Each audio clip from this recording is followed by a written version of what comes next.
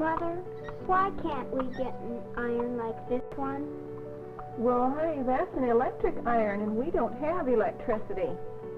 I remember the day in September 1932, I talked with an audience of farmers about the farm problem.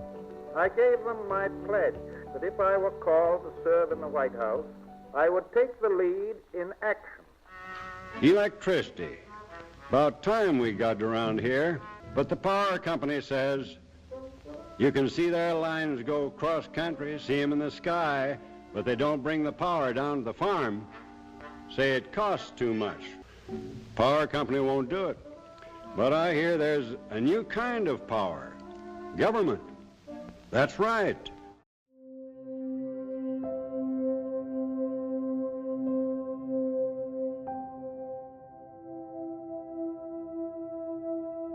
We're going to begin with the states of emergency across this country. The pandemic forced students to go remote and now to do hybrid learning. Massive migration online is putting our internet infrastructure to the test.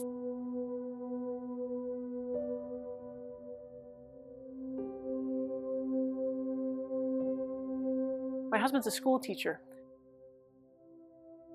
He taught remotely during the pandemic from our basement, and often we struggled for both of us to be online at the same time. I finally got to the point where I was looking into options of, do I pay someone by the freeway to beam up fiber to my house? I think it all started with a Facebook post where I was just like, is there anybody else that's interested? And got a lot of comments.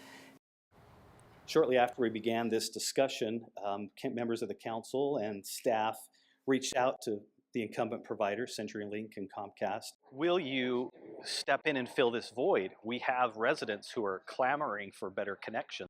We hit a pretty big stone wall with that.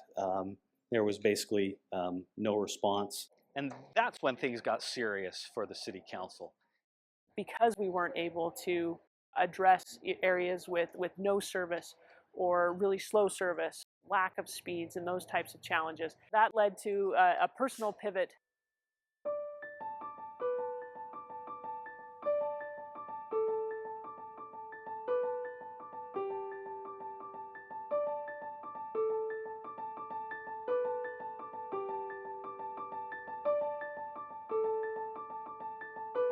There's no digital equity issue on the side of access. You have the affordability part, and then you have the equipment part that is also something we're always working on of how we can deal with those situations better.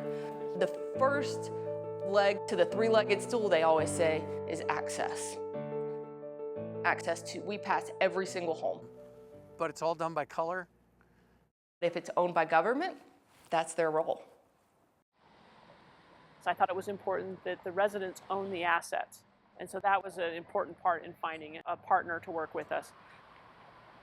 There was really months and years of research where we were trying to decide for sure how we should skin this cat, and that at the end of the day we could own the infrastructure and have Utopia do the work.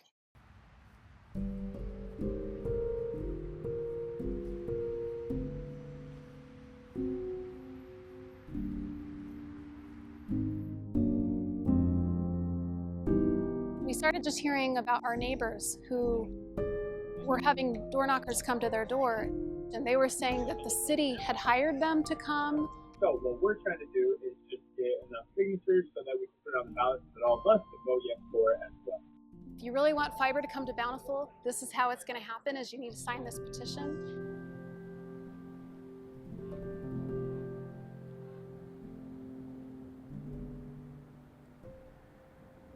What was, quite frankly, very disconcerting is that you weren't able to identify who these people were with that were showing up on doorsteps. And what we learned after a little bit of investigation was that the Utah Taxpayers Association was funding this.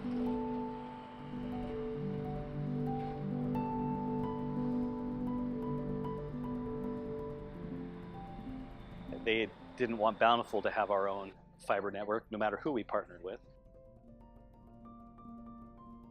We put out information on our website. We had a public open house. Thank you, Mayor Pro Tem and council members. I'm Rusty Cannon, President of the Utah Taxpayers Association. Government should never be in the business of business, and no amount of intimidation from the city will stop us. How do we fight this? Because if someone knocks on the door, they can pretty much say whatever they want to say and get a signature. And we knew exactly what would happen because we've seen it in other cities. We knew that if it went to a ballot, that would not only delay construction, but that they would then fund a major effort to try to kill it at the ballot, and that there would be all kinds of money coming in from outside organizations to help spread even more misinformation. We were able to quickly mobilize and get good information out there. And just started educating everyone I came in contact with. We were pretty forthright about, telling residents that there are some incumbent providers that are essentially helping to pay for this. I wanted to have our residents in control because we had not had control. It was clear we did not have control. Any last comments? I didn't bring any notes and I wasn't going to say anything. So I apologize if this doesn't come out the way that it should. I have not always agreed with many of you. But I do believe in the dozens of meetings that I have attended on this subject that it has been well studied. I believe that you have done your due diligence, and I believe that a great number of the residents of this community voted for you for this specific reason.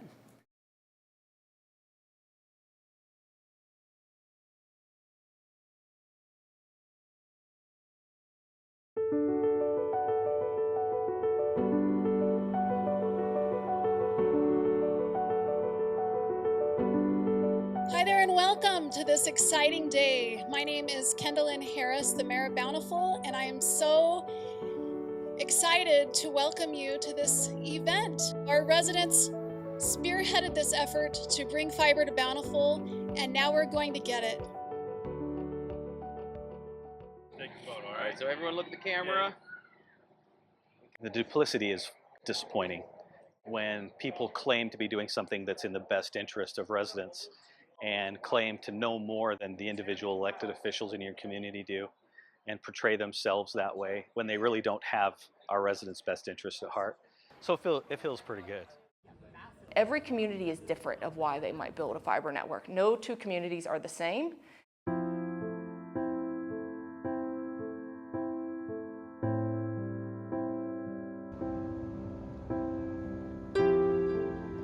Yeah, I wonder if President Roosevelt felt a little like this as he talked about the electrification to connect everyone in America to high-speed internet, affordable high-speed internet by 2030.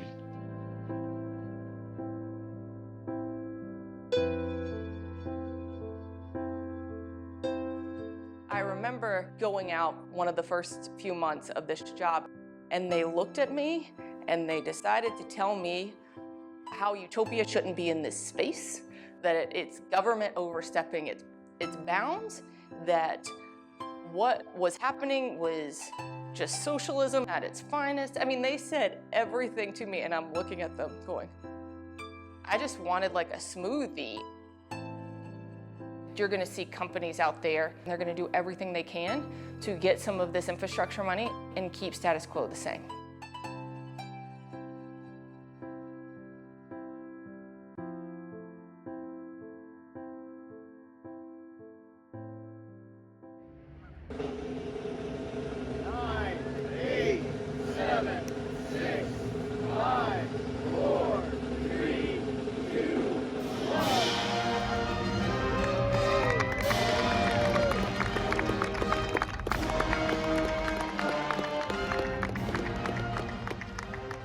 We're not only just connecting Bozeman, we are connecting Gallatin County.